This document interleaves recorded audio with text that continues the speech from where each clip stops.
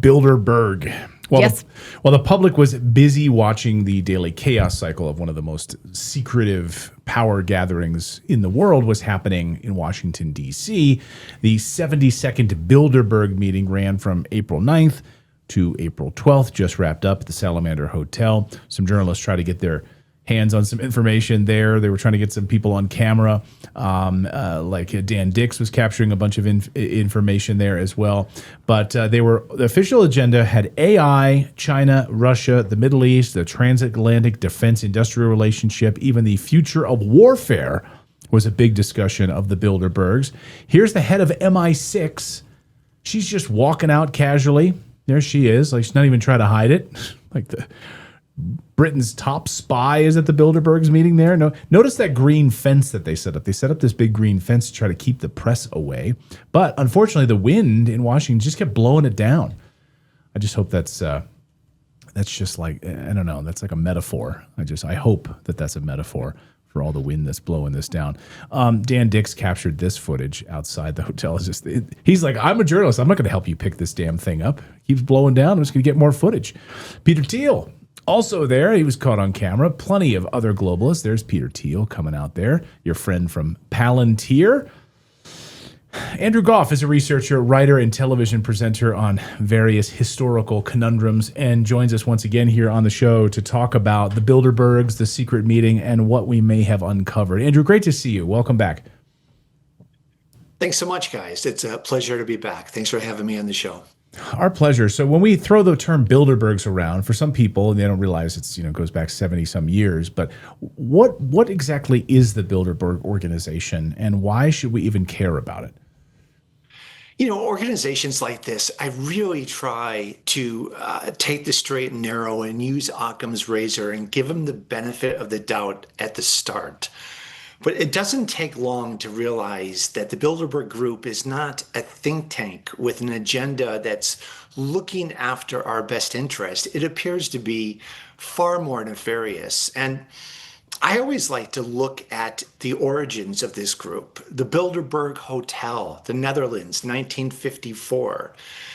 Prince Bernhard of the Netherlands created this group of elite, from politicians to media to CEOs of high-tech companies and just international who's who, to come together. Now, what's interesting about him is he was a card-carrying Nazi.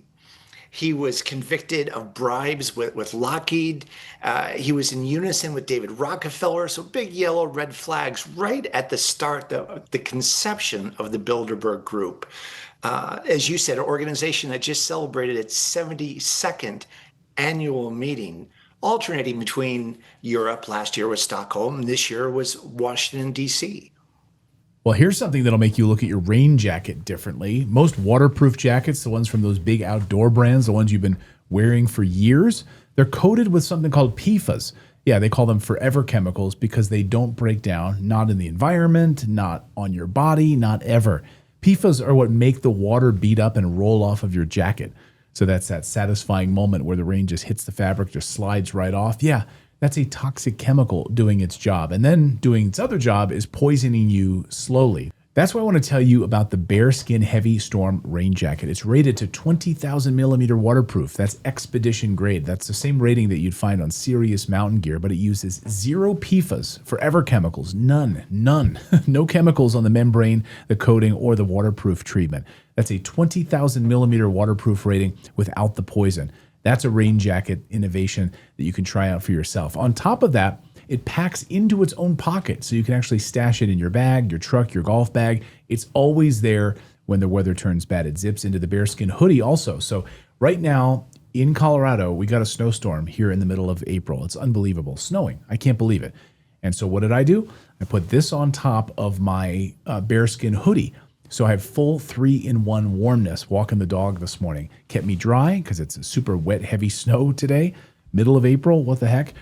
And I stayed warm because the temperature plummeted down to like 20 degrees. So this thing is sealed zippers, taped seams, the works. Right now, Bearskin is running a 60% off the Heavy Storm Rain Jacket sale right now with free shipping. Here's what to do next. Text the word redacted to 36912. That's redacted to 36912. And they'll send you a link so you can grab one at 60% off. Stop wearing a jacket that poisons you while it protects you from the rain. Get a bearskin heavy storm rain jacket today. Text the word redacted to 36912. That's 36912 and save 60%. Now, can you compare it to the World Economic Forum? That maybe gets a little bit more press, but we understand and we can see the streams that these are powerful people making decisions. They are unelected, and usually they're making decisions in the interest of the ruling class. Yeah, that's a great question. Now, Davos, the World Economic Forum, it's like 2,500 people. They publish their agenda. They have live streams. They're not trying to hide anything. It's all the nefarious sort of censorship and world dominance is out there for everyone to see. Now, compare and contrast that with the Bilderberg Group, which is between 100 and 150 members, invitation only, private. They announce the location just weeks before every year. Doesn't stop good journalists from finding out and filming and seeing who's actually attending. And what's really interesting about them is they use the Chatham House rules. And this in part is how we know what it is their agenda is and what they're talking about. Chatham House, 1927, the Royal Institute of International Affairs in London came up with this policy of it's okay to have a private meeting and you can talk about what was discussed publicly, but you can't say who said it or who they said it to. So in that regards, it's semi-private, but that's how we learn about the agenda of what the Bilderberg Group is on about. And the topics are, as Clayton has shared, really cutting edge. AI, right? The future of warfare. Why can't we have an agenda item that says the future of world peace? Right. They have no, because you have Peter Thiel there and Palantir, who's making billions of dollars off of war. So they can't have peace talk. Oh, exactly. And you mentioned like the chief of MI6 attending. Now, MI6 is I'm speaking to you from London tonight, and they're the equivalent of our CIA, right? And they focus only on international affairs. They can't make policy. They can't arrest anyone. But guess what their ethos is? It's all about relationships, access, and influence.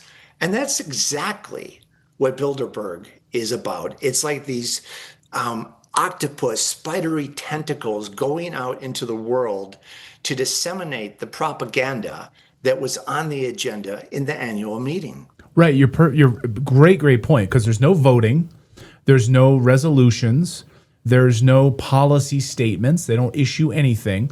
It's all about getting like Peter Thiel and the head of MI6 and these other nefarious players in a room together so they can rub elbows.